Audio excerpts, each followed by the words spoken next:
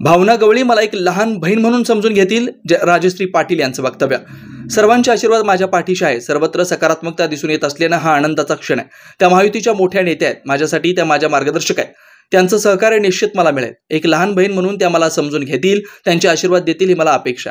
ही लढाई संजय देशमुख किंवा राजश्री पाटील यांची नसून देशाच्या पंतप्रधान नरेंद्र मोदी यांच्या नेतृत्वाखाली या देशाला जगाची विश्वगुरू बनवण्यासाठीची एक अस्तित्वाची लढाई आहे। त्यासाठी कुठलाही चेहरा नसलेला, कुठलाही अजेंडा नसलेला 4 लोक एकत्र येऊन काहीतरी केविलवाना प्रयत्न करत असलेल्या मंडळींसोबत आहे।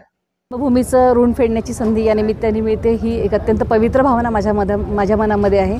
आणि या निमित्ताने सगळ्या भावंडांना, सगळ्या मायमाऊल्यांना, माता भगिनींना, माहेरच्या लोकांना भेटता येते, त्यांचं काम करण्याची संधी मिळते। हा एक खूप मोठा आनंद माझ्या मनामध्ये आहे। कार्यकर्ते प्रचंड उत्साहात आहे। सर्व सन्माननीय नेते मंडळींचं, सर्व सन्माननीय आमदारांचे आशीर्वाद, त्यांचं सहकार्य सोबत आहे आणि खूप सकारात्मकता सगळीकडे दिसते। हा खूप मोठा आनंदाचा क्षण आहे। निश्चितच त्या महायुतीच्या मोठ्या नेत्या आहेत आणि निश्चितच त्या नेत्या राहतील। माझ्यासाठी त्या मोठ्या मार्गदर्शक आहे, माझ्या मोठ्या भगिनी आहेत। त्याच्यामुळे त्यांचं सहकार्य निश्चित मला मिळेल।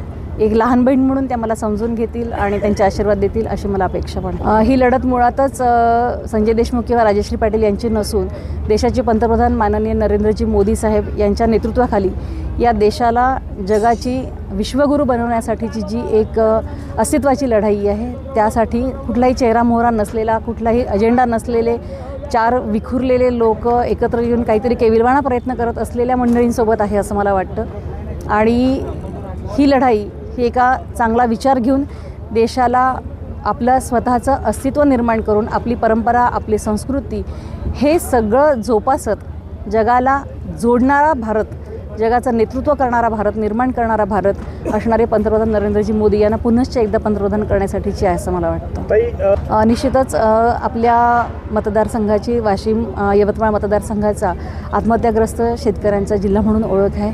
तर ही ओळख पुसून टाकणं अत्यंत गरजेचं आहे। त्याच्यामुळे शेतकऱ्यांचे प्रश्न असतील, सिंचनाचे प्रश्न असतील, त्याचप्रमाणे महिला बचत गट असतील, बचत गटाचं मोठं काम मी गेल्या अनेक वर्षांपासून करते। तर या बचत गटाच्या माध्यमातून प्रत्येक गावात एक महिला उद्योजिका निश्चित निर्माण झाली पाहिजे, महिलांच्या हातांना काम मिळालं पाहिजे आणि युवकांना स्किल्ड बेस्ड प्रोग्राम कसा देता येईल यासाठी काम करेल।